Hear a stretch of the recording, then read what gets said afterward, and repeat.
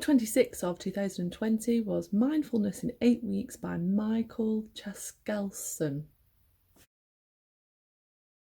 So I listened to this book on audio. I don't know if it is actually a book or not, or whether you just get it on audio, but it is better on audio because it's got meditation as part of it. So I would imagine it is just on audio.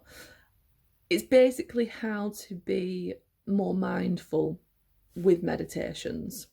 And so it's really kind of useful if you want to learn about meditation, if you want to become more mindful, if you want to kind of work on separating your thoughts from your inner being.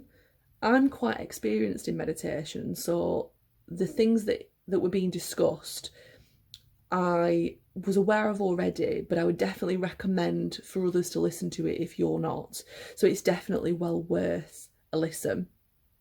And Chaskalson kind of goes through all the different ways that you can be more mindful, because it's not just about sitting in a lotus pose. Like, you know, he's very kind of, you know, giving lots of examples of what you can do so that you can find something that works for you. And, you know, it might be that something different works on different days and depending on what, you know, mood or however you're feeling. So it's quite good in that way. So he talks about how you can do like a sitting meditation and you can sit on a chair. You know, the main important thing is that you've got kind of like a straight back so that you're not going to kind of like slouch and, you know, feel like you might fall asleep. You know, he mentions that you can do a lying down meditation, but I always like fall asleep when I'm doing a lying meditation, so I wouldn't advise to do that one unless you want to go to sleep. It does help with sleep actually, so if you struggle with sleep, I would recommend getting this as a kind of way of relaxing your body, because the meditations that are done are kind of where you relax each part of your body.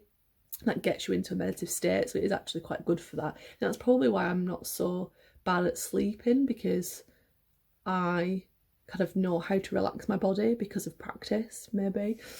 You can also do meditation or like mindfulness meditation when you're walking and when you're eating and when you're moving. I tried a movement meditation. It was a bit like what I imagined, because I've never actually tried it, like Tai Chi would be like. And I can understand now why that is quite focusing of the mind, because it's very kind of slow movements.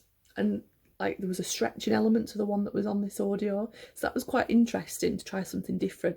I didn't really get kind of into a deep meditative state in those ones as I do in a sitting meditation. But what was really good about this audio was that his voice is really, really good. You can tell that he's a meditation teacher and that he's probably been doing this for a very long time, because the way he speaks is just what works in getting you into a meditative state. And, you know, normally on kind of like audios that I've listened to on YouTube, I don't get into a deep meditative state in the same way as what I did with this audio. And I still use this audio now, even though I finished the book, because you can go back and listen to the different meditations. And that's kind of what I was after. So it definitely gave me what I was looking for. And overall, I would say definitely recommend it. It does help help you to understand about meditation, and you can obviously use, I mean, there's loads of different ones that you can do, and there's different lengths as well. So there's 5-minute meditation. In fact, there's a 3-minute meditation, there's a 5-minute one, there's a 10-minute one, there's a 15, there's a 20, there's a 30, and then you can mix and match them. The way that the book is kind of structured is that you can do it as if, like there's 2 streams, he calls them, of if you're actually being taught it in these 8 weeks, and you can follow either one of those, and he kind of directs you as to which meditations to try. And so I kind of followed it a little bit, and I didn't really do it in 8 weeks either. I kind of just did it as and when I felt like I wanted to meditate. So you don't have to follow it exactly as it is. You can use it however you like, you know, for however it suits your needs. The only kind of little minor issue that I had with it was that the way that it's been recorded during the meditations, you can kind of hear him kind of like make noises with his mouth, or like he sometimes bangs the mic unintentionally, obviously, when he's kind of like moving about.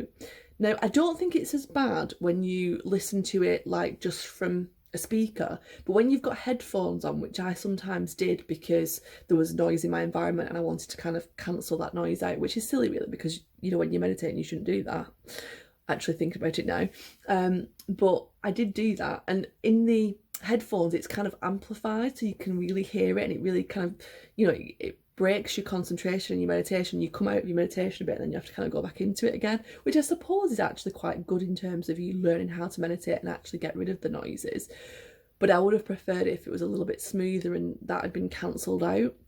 So I don't think it's been actually recorded in a, you know, professional studio, if you will. So that was the only issue that I had with it. But it is a really, really good book and really useful. And like I said, I still use the meditations. And I did one yesterday without headphones and just, you know, as normal, and I didn't notice it. So I think it's just if you've got the headphones on, so that might be something to kind of be aware of.